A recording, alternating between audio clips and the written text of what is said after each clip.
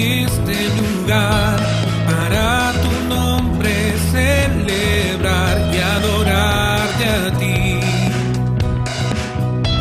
En gratitud y amor, Señor, pedimos hoy tu dirección.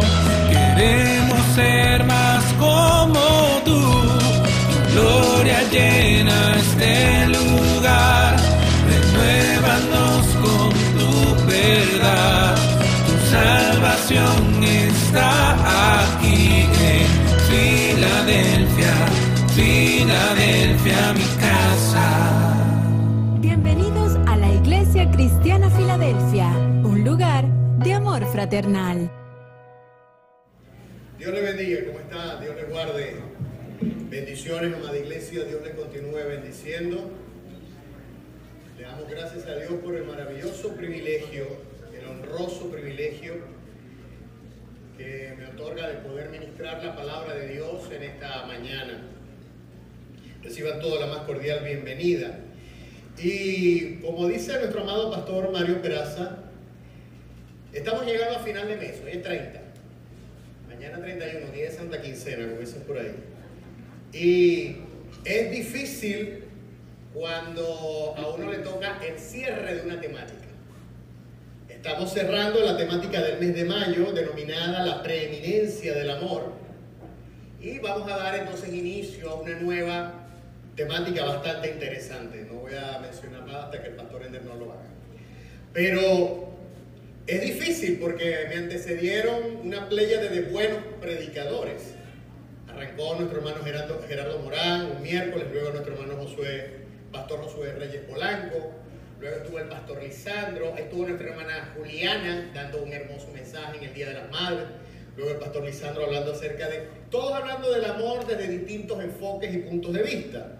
El pastor Lisandro habló sobre el amor de Dios por los perdidos, luego la semana pasada tuvimos una maravillosa exposición con el pastor Alexander sobre el amor de Dios en la pareja, y ni hablar de la enseñanza de Juan Ramos el pasado miércoles. Quienes no la hayan visto o escuchado, métase en YouTube y ahí va a poder recibirla, sobre el significado del amor. Hoy, que me toca cerrar, quiero hablar o traerles un mensaje que he denominado un amor a prueba de todo. Un amor a prueba de todo. Y el pastor Ender Vargas, siendo como instrumento de la gracia de Dios, me encomendó que dirigiera un mensaje donde se viera el amor de los padres por los hijos. Entonces esta es una enseñanza dedicada a la familia y que nos incumbe, por supuesto, a todos, porque como decía Juliana en su mensaje del 9 de mayo, ella decía, aquí no todos somos madres, no todos son padres, pero todos somos hijos. Entonces aquí todos somos hijos, y como decía mi mamá, o como dice mi mamá, hijos sois, padres seréis, y muchas cosas entenderemos. Bueno, quiero comentarles algo. Hace tiempo existía un enorme árbol de manzana, y en ese enorme árbol de manzana un niño se regodeaba y pasaba sus tardes jugando en él. Invitaba a sus amiguitos y corrían a la sombra del árbol. Era un árbol muy frondoso, una copa inmensa, un tronco gruesísimo, y allí bajo su sombra jugaba, y el niño pasaba sus momentos de fantasía. Y llegó un momento en que el niño comenzó a crecer y dejó de jugar en el árbol. Un día el árbol, él se acerca, ya tendría 4 o 5 años más encima, y entonces el árbol le dice al niño, ¿no quieres jugar conmigo? ¿Vienes a jugar conmigo? Y él le dijo, no vengo a jugar contigo, porque ahora juego con juguetes. Más bien me quiero comprar un juguete. Y el muchacho, el árbol le dijo, bueno, pero puedes tomar mis manzanas, las vendes, y con eso agarras dinero y te compras tu juguete. Buenísima idea. El niño fue, compró, agarró las manzanas, y el árbol se quedó contento. Pasaron los años, el árbol se entristeció solo, el niño no había vuelto más nunca, y regresó un joven. El niño se había vuelto joven, ya tendría 20 y pico de años, y cuando se le acercó el árbol le dijo, ¿vas a jugar conmigo? Y le dijo, no, más bien estoy preocupado porque necesito madera para hacer la casa para mi futura esposa, me voy a casar. Y él le dijo, bueno, pero toma mis ramas y con mis ramas haces la casa. El joven se entusiasmó, efectivamente, cortó el árbol, le quitó las ramas y él hizo su propia casa. Pasó el tiempo, unos 15 o 20 años después, y se acercó entonces ya ese niño hecho joven, ya hecho un hombre maduro, y se acercó y le dijo: ¿vienes a hablar conmigo, aunque sea? Y él dijo: no, estoy muy cansado, he trabajado durante 20 y pico de años, lo que quiero es descansar, quisiera hacerme un bote, un yate para salir y navegar un rato. Y el árbol le dijo: bueno, pero toma mi tronco. Y el hombre vino, con el permiso que le dio el árbol, tomó el tronco y fabricó su nave. Pasó el tiempo y ya después un anciano, desvejecido, ya bastante llevado por los años, se acerca hasta el árbol y el árbol le dice: ya no tengo juguetes que darte, no tengo ramas que darte, no tengo tronco que darte, no tengo nada que darte. Lo único que te puedo dar son mis raíces secas para que descanses y recuestes tu cabeza en ella. Y él le dijo: menos mal, porque ya ni dientes tengo para comerme tus manzanas, no tengo fuerza para talar, no tengo nada. ¿Será que te haga caso? Esta es la historia de muchos de nosotros, o esta es la historia de todos nosotros, porque el árbol representaría a nuestros padres. Cuando nosotros somos niños, cuando somos pequeños, nos regodeamos con ellos son nuestros héroes. Papá es super papi, el que todo lo puede, el que todo lo sabe. Mami es super mami, nunca se enferma, me atiende cuando me enfermo. En fin, tantas cosas que representan los padres para un hijo. Pero a medida que entonces va creciendo, entonces ya ese apego se va cortando un poco, se produce un normal y natural distanciamiento, no solamente por el COVID, sino que bueno, ya el niño comienza a hacer sus grupos y ya comienza a hacer sus camarillas de amiguitos. Y entonces ya cuando llega el bachillerato, tú sabes que de pronto si papá llega y toca la corneta: mamá, qué rayo, me quería buscar al liceo, o sea, hello.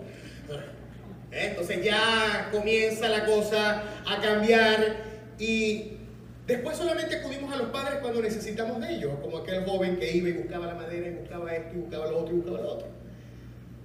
Amados, pero ¿hasta dónde puede llegar el amor de un padre sacrificado por sus hijos?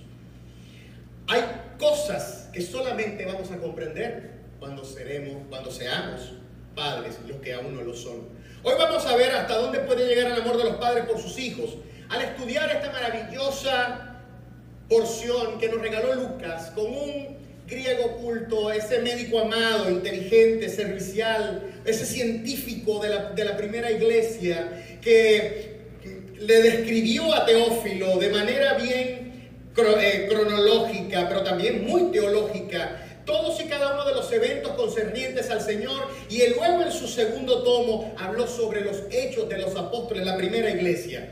Lucas, con uno de los griegos, de las redacciones griegas más exquisitas que se pueda uno imaginar, escribe este evangelio y él nos trae entonces este relato del hijo pródigo. Y hoy vamos a ver que la grandeza del amor paternal que se describe en esta porción está en su inconmovible fidelidad. Les repito esa frase: la grandeza del amor paternal radica en su inconmovible fidelidad. En su inconmovible fidelidad. Vamos a ver las características principales del amor de Dios por sus hijos, que están descritas aquí en la porción del hijo pródigo y que por analogía nosotros podemos hallar en nuestros padres terrenales también. Vamos a verlo. Pero antes yo quiero, regálenme 2 minutos para ponernos en contexto, porque es algo muy importante, una regla importante de la interpretación bíblica, ponernos en contexto. ¿Qué es lo que estaba pasando aquí? ¿Qué fue lo que inspiró a Jesús decir estas cosas que Lucas las registra en el capítulo 15? Primero en el capítulo 14, en el capítulo anterior, Jesús es invitado a una casa a comer. Y él va a comer y entonces él está allí y era un día sábado, día de reposo, y él extiende la benevolencia, la misericordia, la gracia, la bondad, el favor por un joven hidrópico.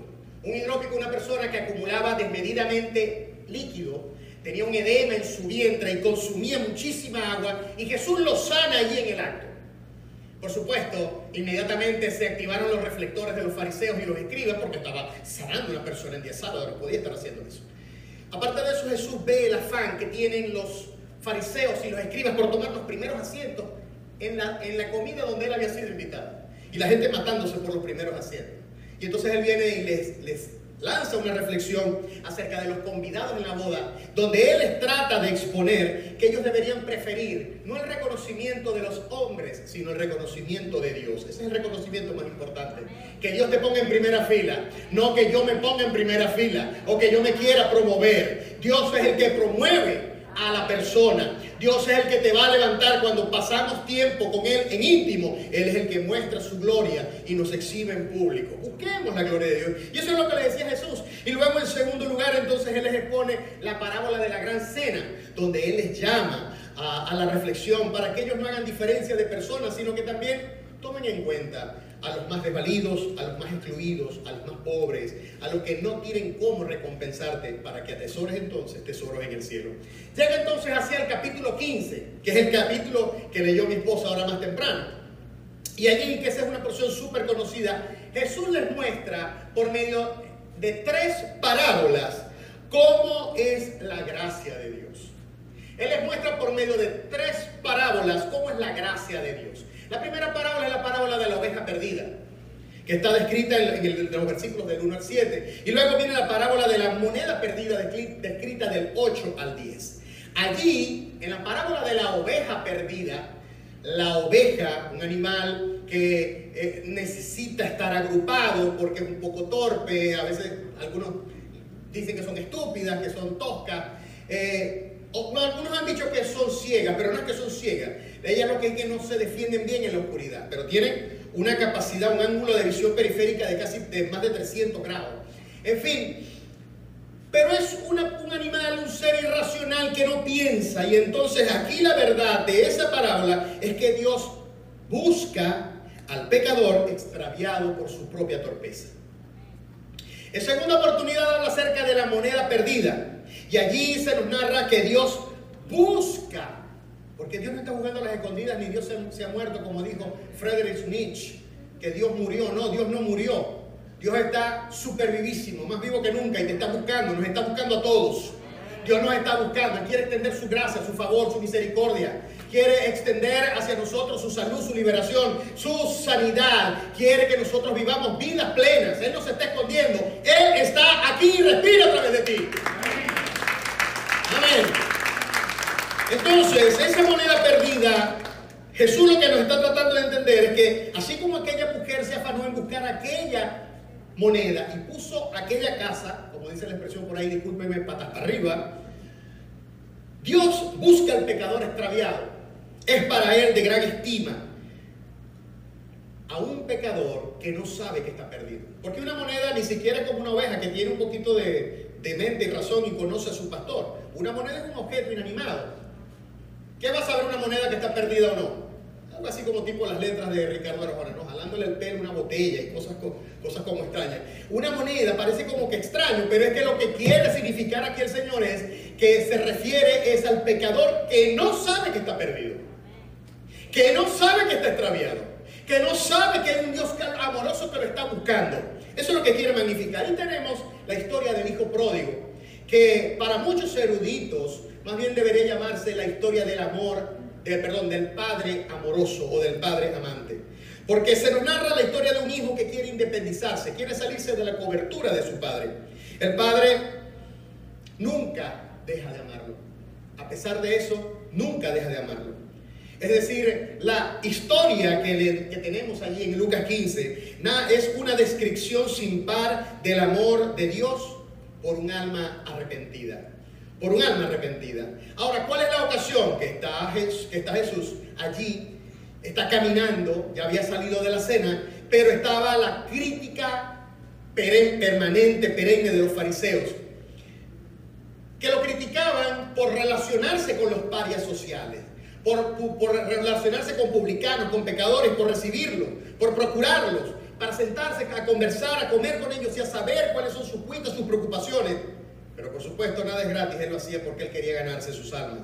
Jesús mostró que si es natural alegrarse por conseguir una oveja, o por conseguir una moneda, por conseguir un hijo que se había extraviado por el mal camino, cuánto más Dios se iba a alegrar por un alma extraviada y que era encontrada. Esa falta de compasión, esa falta de sensibilidad de dolor por las almas que se pierden, se debe a que el religioso hace rato dejó de tener intimidad con Dios.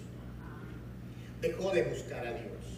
Y sencillamente para él la relación con Dios se limita a prepararse, ir un domingo a la iglesia, o hacer de vez en cuando una buena acción, o sencillamente tomar la Santa Cena, venir bonito, bien bonito, y entonces tomar la Santa Cena, a cumplir ciertos rituales o ciertas exigencias. A mí nunca se me va a olvidar cuando mi hijo mayor, Carlos, me dijo, tenía apenas como 2 años, me dijo: papi, nunca dejaremos de ser los mejores amigos. Wow, hoy 22 años después, esas palabras a mí me retumban todo el tiempo. Y el gozo también que yo tuve cuando un día antes de mi cumpleaños, mi hijo pequeño Samuel dijo: papá. Yo no me puse medio tenso porque no quería zanjar celos en su mamá, pero cuando me dijo papá, eso a mí me estremeció. Y eso es producto del, como decía Gabriel García Márquez, los hijos no se aman por haberlos parido, los hijos se aman por la amistad que surge de la crianza. Es el día a día, es el estar con ellos, es el estar con ellos en sus enfermedades, en sus triunfos, en sus aciertos, en sus tropiezos, en sus momentos de dificultad que van zanjando la comunión, la fraternidad, la amistad con ese hijo. Por supuesto, ciertamente las distancias se mantienen, uno como padre, yo como hijo, uno como autoridad, yo como subordinado, pero siempre, siempre el hijo que está cerca del padre zanja una amistad profunda con él. En el caso de los fariseos, ellos se habían apartado, tenían tiempo, y cuando tenían tiempo que no se acercaban, que no intimaban con el padre, y cuando eso sucede, sin darnos cuenta, y ese es el trabajo formidable del enemigo, nos vamos secando por dentro. Amados hermanos, esa insensibilidad farisaica está reflejada en el hermano mayor, que se puso bravo cuando el hijo menor regresó. Van a estar de acuerdo con esto que les voy a decir. La grandeza del amor paternal radica en su fidelidad. La grandeza del amor paternal, del amor que siente el Padre Celestial y el amor que siente tú como madre o como padre, radica en la fidelidad de ese amor. En que ese amor no cambia, en que ese amor no se mueve, ese amor permanece para siempre. Como dice en Corintios, nunca deja de ser. Jesús habla sobre las características del amor de Dios Padre por sus hijos. Y estas características son aplicables al afecto que como padres terrenales también nosotros sentimos por nuestros hijos. Vamos a ver las distintas características de este amor paternal. En primer lugar, ese amor paternal es un amor respetuoso. Respetuoso. En el versículo 12 nosotros leemos: y les repartió sus bienes. La ley impedía que un padre, según lo que vemos nosotros en Deuteronomio 21, 17, la ley impedía que un padre repartiera los bienes como él quisiera. Las 2/3 partes iban para el primogénito, para el primer hijo. Las 2/3 partes de todos sus bienes. Y el tercio que quedaba se repartía entre los hijos menores o entre el segundo. En este caso, el segundo se quedaba con 1/3 y el hijo mayor con los 2/3 primero. Entonces, ya lo demás nosotros sabemos qué ocurrió. El padre vino, les dio a cada uno sus bienes, al mayor, al menor, repartieron todo. El menor cambió esos bienes en dinero, vendió la cosa, liquidó todos los activos, los vendió, se hizo dinero y se fue. Típico de la humanidad, del hombre a lo largo de todos los tiempos, que quiere ser independiente, no quiere saber nada de Dios, vivir su vida disoluta, decidir él sus propios proyectos, hacer lo que él quiera, una vida totalmente antropocéntrica, centrada en sí mismo y no pendiente en qué es lo que su creador quiere, qué es lo que su creador quiere hacer con él. Como yo le he dicho a mis hijos, el mejor de mis planes no es mejor que el peor de los planes de Dios para mí. El mejor de mis planes no es mejor que el peor de los planes de Dios para mí. Así de simple. Entonces, el padre respetó la decisión del hijo menor. El padre la respetó. Y sabemos qué ocurrió. El muchacho se fue y entonces estuvo en otra provincia, malbarató toda la herencia, se la comió, dice que vivió perdidamente y él no quería, por orgullo, regresar, prefirió ponerse a trabajar, no consiguió trabajo y lo que consiguió fue de cuidador de cerdos. El Talmud, el libro que recoge las tradiciones hebreas, dice: maldito el hombre que críe cerdos, literalmente. Es decir, el muchacho por orgullo, él prefirió caer en terreno de maldición que volver a casa de su padre. Y esa es la tosudez del pecado. Esa es la ceguera que produce el pecado. El pecado te enceguece y te hace cometer locura. Pero nosotros vemos que es porque es un proceso de decadencia.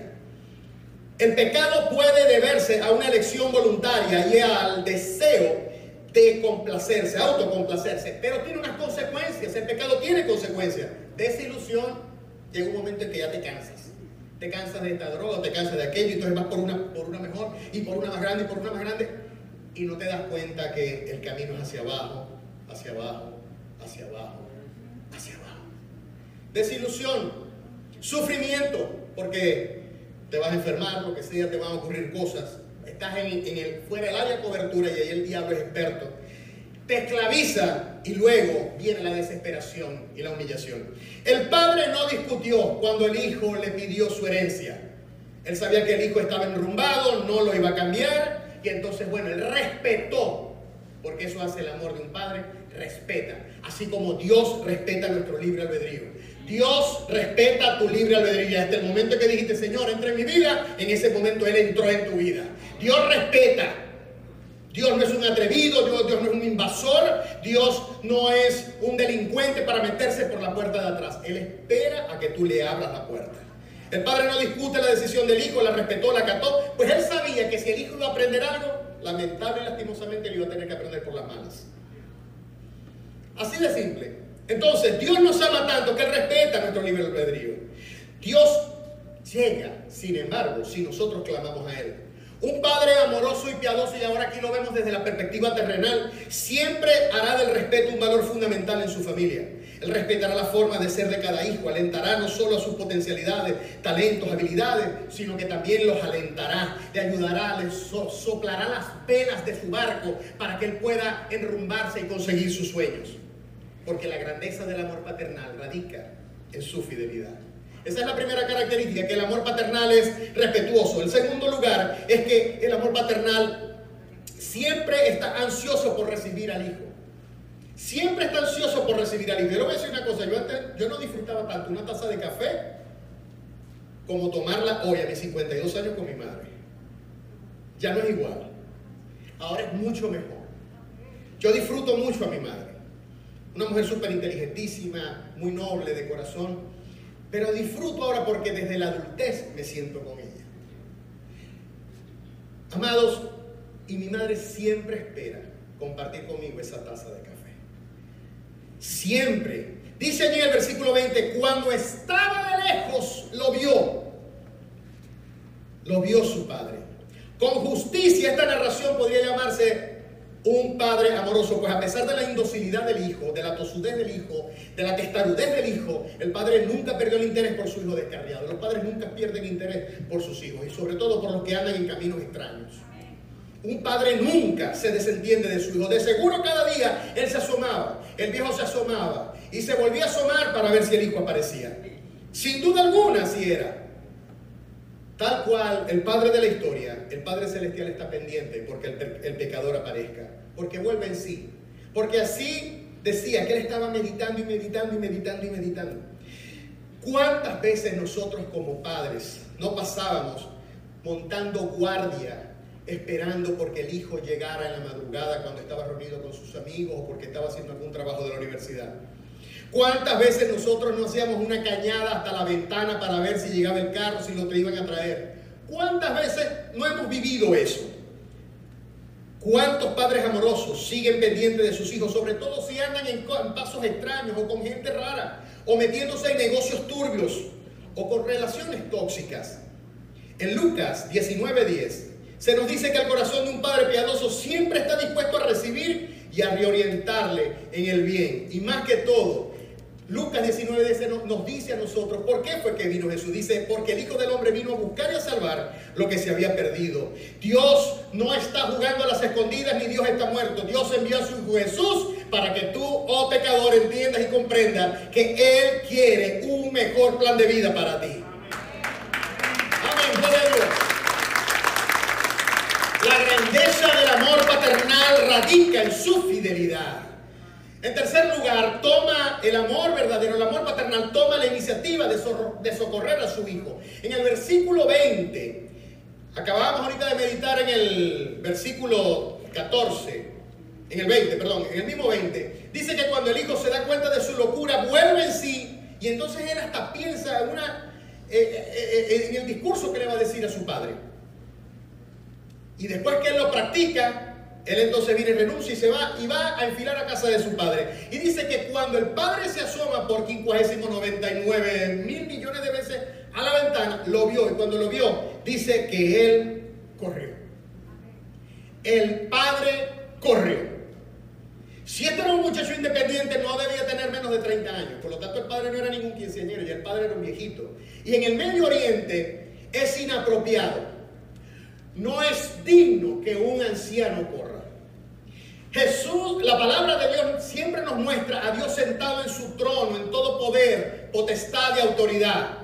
Siempre está en total posición de control y dominio. La única vez cuando se nos dice que Dios se levantó y corrió fue aquí. Porque Dios corre a buscarte. Dios corre para buscarte. Dios corre para darte fuerza. Dios va aquí para fortalecerte. Dios siempre te va a buscar para que puedas encontrar en Él el consuelo, la salud, la liberación, la fortaleza en medio de las circunstancias difíciles. Ese es el único momento cuando se dice que Dios corrió. Cuando Dios está pendiente de un alma que está perdida, que está sedienta, que ya no haya que hacer, que ya está saturada de los bienes de este mundo. Entonces Dios sale en busca de él.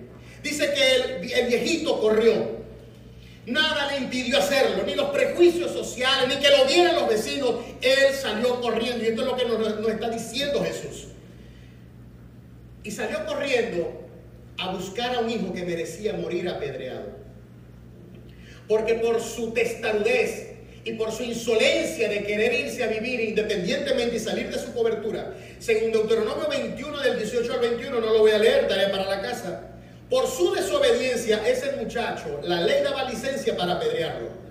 Sin embargo, el padre no quería jugar a su hijo. El padre lo que quería era rescatarlo y salvarlo. Jesús no solo estaba destacando el amor del padre por ese hijo. Jesús quería que también entendiéramos que en esta nueva era, en esta nueva dispensación que estamos viviendo, la dispensación de la gracia, la misericordia triunfa sobre el juicio. La misericordia triunfa sobre el juicio. No es que Dios aflojó y que Dios dejó de ser santo. Dios lo sigue siendo, pero Dios quiere que lo conozcamos como Padre, no como el Dios que tira rayos y centellas. Va a tirar rayos y centellas cuando estás en intimidad con Él, el diablo te venga a atacar, pero de resto Él es nuestro Padre. Jesús dijo: Padre, yo he querido mostrarles tu nombre para que sean uno como tú y yo somos uno. Amén. Aplauda con gozo. ¿Y ese nombre cuál es? Es bueno saber los nombres de Dios: Jehová Rafa, Jehová Nisi, Jehová esto, Jehová aquello. Pero Dios hoy en esta dispensación quiere que lo conozcamos como Papá, como Padre. ¿Cuántas veces nosotros, de pronto cuando teníamos nuestros hijos pequeños, no los tuvimos en un kinder y usted llegaba y estaba aquel kinder, los niños corriendo por aquí, por allá, saltando, gritando, y usted escuchaba con claridad meridiana cuando un niño decía: mamá, ahí está mi mamá, y usted reconocía esa voz? Precisamente porque siempre el hijo que tiene intimidad con su padre, el padre reconoce su voz y él reconoce la voz del hijo. Dios no juega a las escondidas. Él siempre se ha manifestado a los hombres para reconciliarlo con Él. El Padre corrió para asegurar nuestra posición. Un Padre terrenal, un Padre amoroso y piadoso estará presto para acudir al llamado de su Hijo en la madrugada. Cuando el hijo pega el grito, uno se clava en el techo y sale corriendo a buscar a su muchacho en su cuarto. Sobre todo cuando éste está en algún apuro, el Padre siempre va a buscarlo, siempre va a tomar la iniciativa. En Mateo 7, del 9 al 11 dice: ¿y qué hombre hay de vosotros que si su hijo le pide pan le dará una piedra? O si le pide un pescado le dará una serpiente? Pero si vosotros, siendo malos, sabéis dar buenas dádivas a vuestros hijos, ¿cuánto más vuestro Padre Celestial os dará las cosas buenas que le pidáis? Amados hermanos, la grandeza del amor paternal radica en su fidelidad. La cuarta característica es que el amor paternal es compasivo ante las dificultades de los hijos. En el versículo 20 dice: movido a misericordia. El padre corrió y movido a misericordia, lo agarró del cuello y lo besó. En el literal la expresión movido a misericordia se lee como se le enternecieron las entrañas. Es lo que Pablo habla del afecto entrañable. Se le enternecieron las entrañas. Decía yo en el servicio pasado, y lo vuelvo a repetir, que la primera vez que yo tuve a mi hija en mis brazos, a mi primera hija, yo sentí por un milisegundo, y no me vaya a malinterpretar, ¿ok? Pero por un milisegundo yo me sentí como si fuera Dios. Porque yo sentí, yo decía, Dios mío, yo creé esta vida. No me malentiendan. Dios es Dios y yo no soy Dios, ¿no? Por si acaso, que no, que el hermano dijo que Dios somos dioses, no estoy diciendo nada de eso. Pero en ese momento, porque yo sentí como que si algo se me hubiera desprendido y cayera sobre ella. Y dígame la primera vez que vomitó. Yo pensaba que la vida se le estaba yendo. Yo quería salir a buscar, a recoger su vómito. O sea, porque es el afecto entrañable, es un sentimiento que está entretejido en tu ser de afecto por un ser que nació de ti. El padre sintió que se le estremecieron las entrañas. A medida que el viejito iba corriendo y la distancia frente a su hijo se estaba cortando, él sentía que aquel muchacho que había salido hermoso, galante, ahora venía harapiento, sucio, descalzo, pero a él no le importó. Dice que era tanto el estremecimiento que lo agarró y lo abrazó y lo besó incansablemente, porque el amor es así, es tierno, no esconde sus emociones. El padre se compadece de ese muchacho harapiento. Como dice el Salmo 103, como el padre se compadece de los hijos, así se compadece Jehová de los que le temen.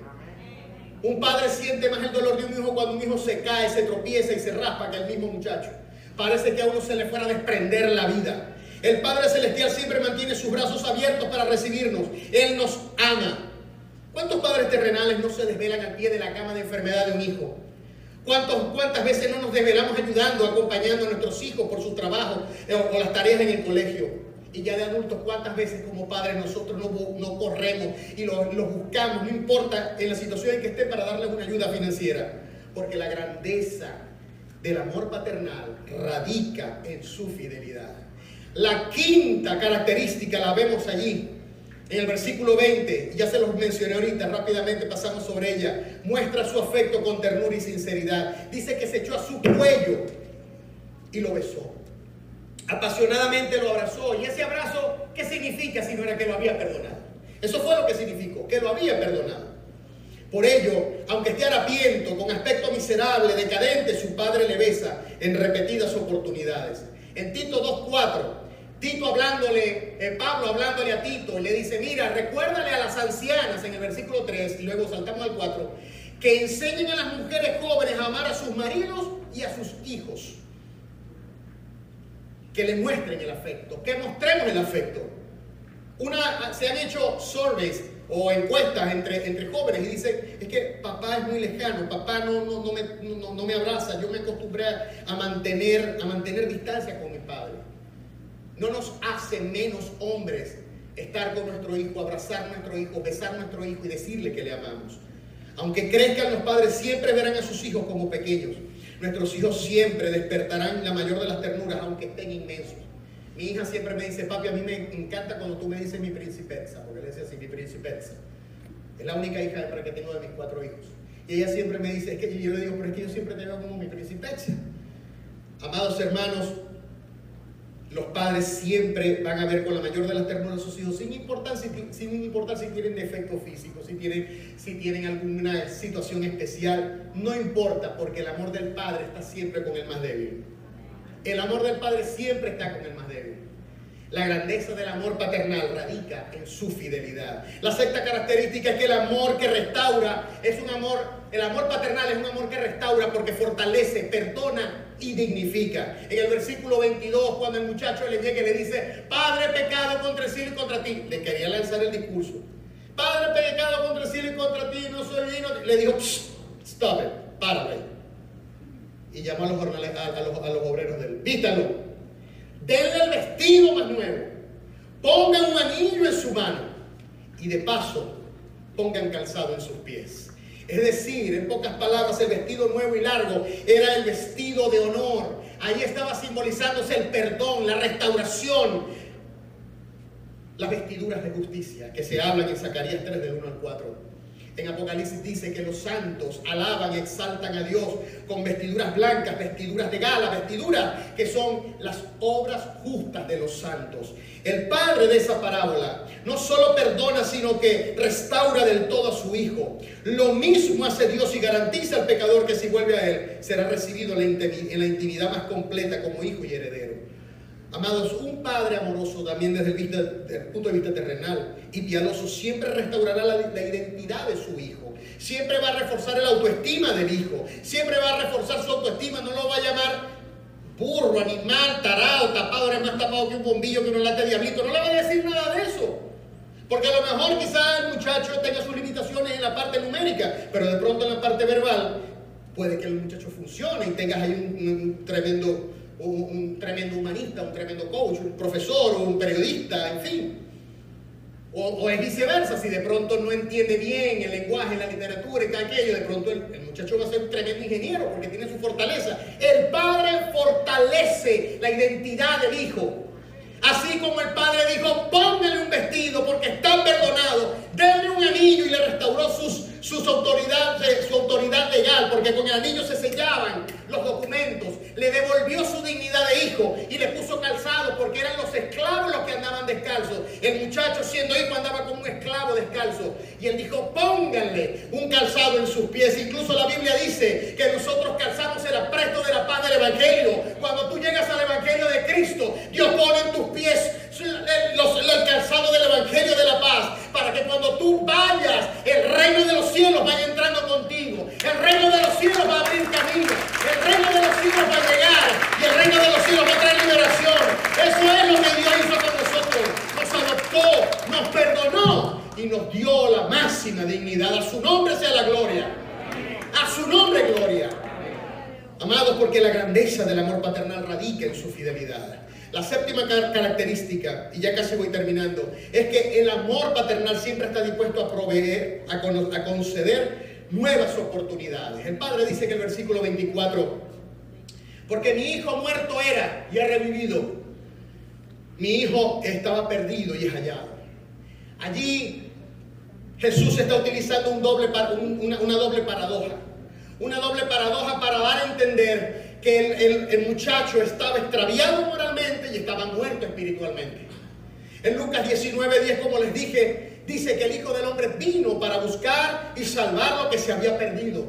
Al hombre perdido en la moral, al hombre perdido en su antropocentrismo, el hombre perdido en su propia filosofía, el hombre de esta nueva era que ha perdido, de este tiempo, que ha perdido la sensibilidad.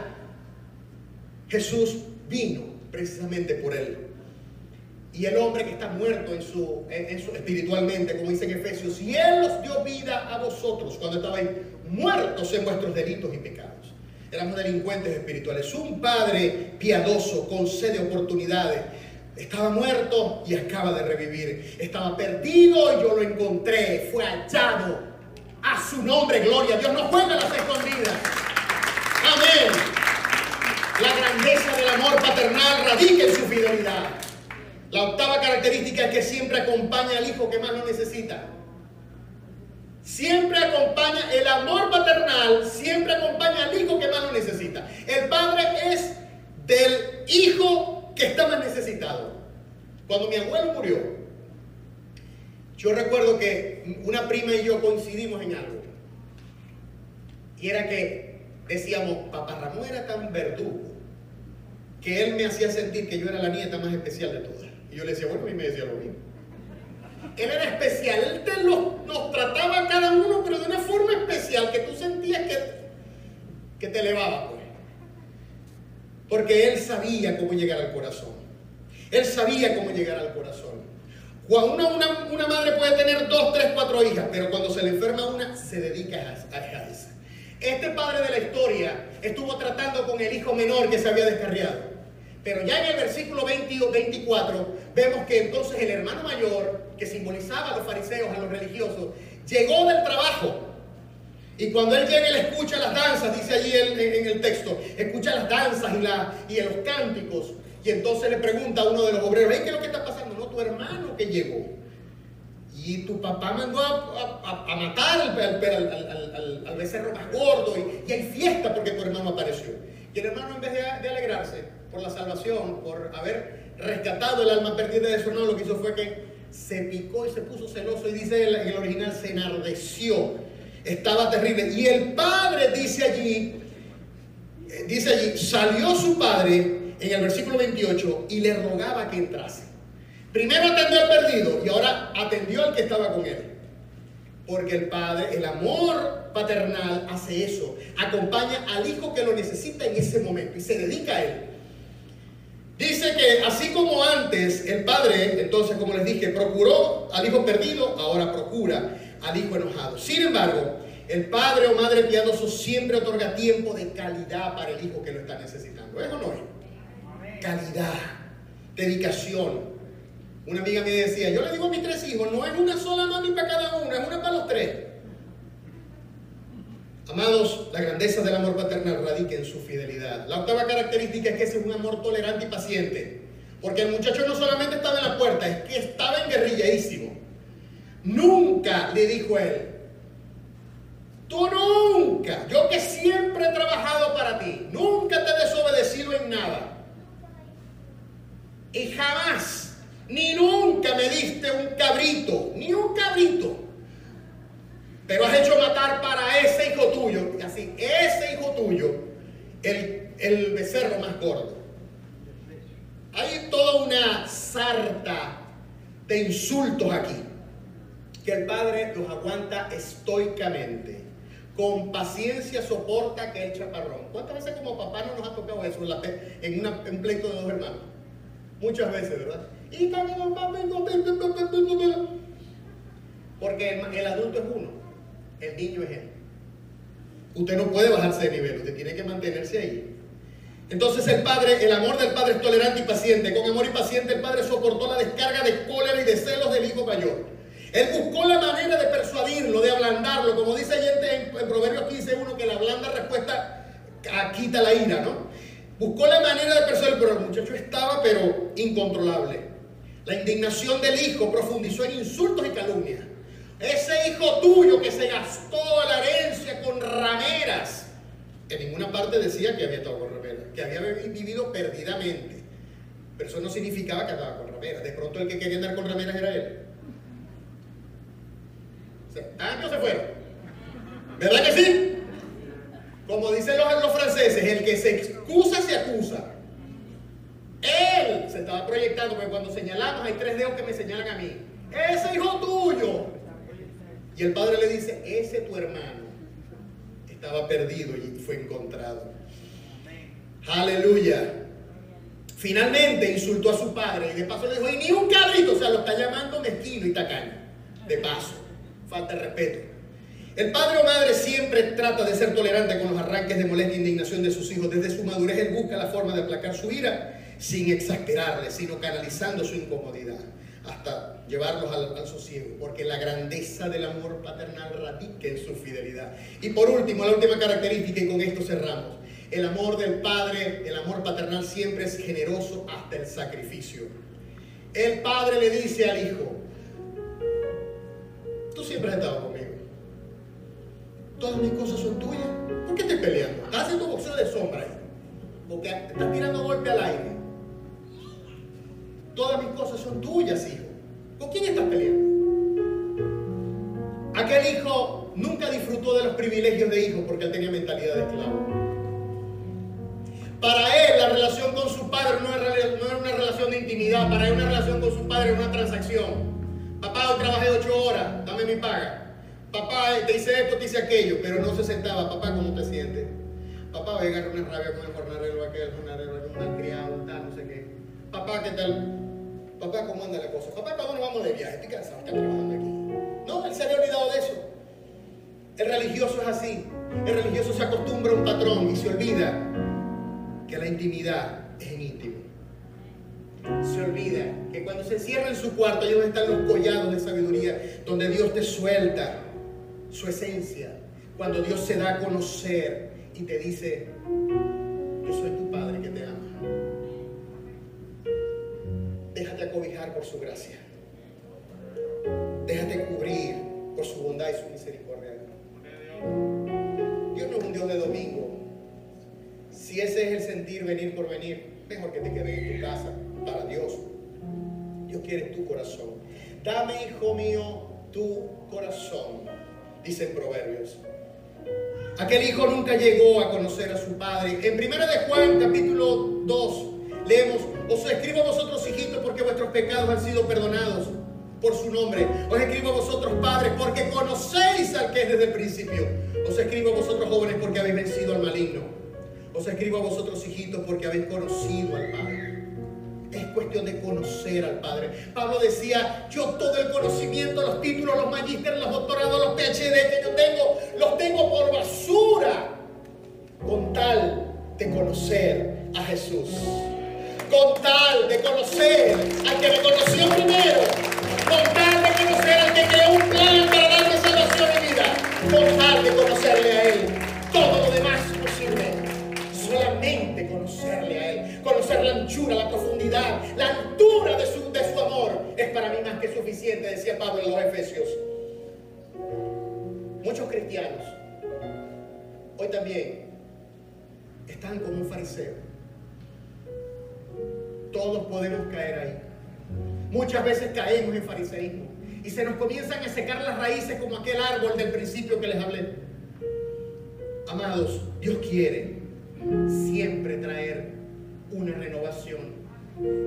Siempre quiere traer una renovación por su espíritu, porque Jesús decía que el que beba del agua que yo le doy, de su interior correrán ríos de agua viva. Y cuando un río se mueve, está vivo. Cuando un río se mueve, se llena de oxígeno. Cuando un río se mueve, alimenta a los peces que conviven en él. Cuando el río se mueve, da vida. Cuando el agua se estanca, sale sipa y se pudre. Por eso siempre hay que estar buscando una renovación espiritual constante, la llenura del Espíritu Santo. Y eso se logra en intimidad con Él. Y que nadie lo sepa. Que nadie sepa que usted ayunó. Que nadie sepa que usted oró. Que nadie sepa que usted ayudó a este, predicó a aquel. Que nadie lo sepa, para que sea su Padre que lo recompense en público. Amén. A su nombre, gloria. Los fariseos hubieran podido gozar de la gracia, de la misericordia y del amor de Dios, pero para ellos servir a Dios no funcionaba. No formaba parte de su diaria relación con Él, sino una retahíla de ritos y obligaciones. La falta de comunión nos aleja de conocer al Padre y de recordar que la grandeza del amor del Padre radica en su fidelidad. Póngase en posición de pie, por favor. A su nombre sea la gloria. Gracias, Dios. Inclinemos nuestro rostro. Vamos a orar. Padre eterno, gracias. Gracias, Señor, por esta palabra que hemos recibido. Gracias por esto que hemos aprendido del Hijo pródigo, del Hijo perdido, del Hijo hallado. Pero sobre todo, gracias por todo lo que tu Hijo Jesús nos ha manifestado acerca de tu posición como Padre y nuestra posición como padres. Que debemos ser respetuosos, que debemos siempre procurar estar con tiempo de calidad con nuestros hijos, de manifestar nuestro cariño, nuestro afecto, de estar siempre con ellos. Porque así eres tú con nosotros. Gracias, Señor, porque tú no nos pagas conforme a nuestra traición. Gracias porque tú nunca nos has pagado conforme a nuestros desvíos. Gracias porque siempre nos has esperado como aquel árbol esperaba aquel niño. Gracias porque siempre tu anhelo más ferviente, Señor, es estar en comunión con nosotros. Gracias. Gracias, Señor, porque no se cierra tu puerta, porque siempre estás allí, siempre estás tocando para recibirnos, Señor. Gracias. A tu nombre, gloria. Trae un refrescamiento a tu iglesia, Señor. Trae un refrescamiento, una unción nueva, renovada de tu Espíritu Santo sobre esta congregación en este nuevo mes que comienza, para que sintamos la alegría de las almas que perdidas te encuentran o que tú las encuentras y que lleguen al conocimiento de tu palabra mientras tú extiendes tu mano con señales, poderes, portentos y prodigios. A tu nombre, gloria, Señor. En el nombre de Jesús. Amén. Mientras la iglesia sigue orando, yo me quiero dirigir a las personas que están acá por primera vez. Si aquí hay alguien que está por primera vez, yo quiero decirte lo siguiente: que Dios te ama. quiere un plan maravilloso para tu vida, en primer lugar. En segundo lugar, que Él quiere tener comunión con nosotros, pero el pecado ha hecho una zanja, un cráter profundo y nos ha separado de Dios. Pero para eso Dios envió a su Hijo, para que al morir en una cruz, esa cruz cruzara ese abismo y hoy tú puedas venir delante de Él. Él es el Dios que te está corriendo y en esta mañana está corriendo hacia ti para que tú le recibas en tu corazón y le hagas dueño de tu vida. Si quieres recibir a Cristo, repite conmigo esta oración. Inclina tu rostro y repite conmigo: Padre Celestial, muchísimas gracias porque tú me amas. Gracias porque enviaste a tu Hijo para cubrir mi pecado, para perdonar mi maldad, al ser levantado en una cruz. Gracias porque Él no se quedó allí. Gracias porque Él resucitó y viene otra vez. En esta mañana yo quiero abrirte mi corazón y recibirte como dueño y salvador de mi vida.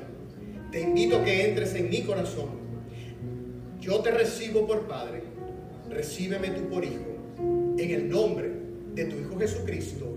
Amén y amén. Gloria llena este lugar, renuévanos con tu verdad. Tu salvación está aquí en Filadelfia, Filadelfia, mi casa. Bienvenidos a la Iglesia Cristiana Filadelfia, un lugar de amor fraternal.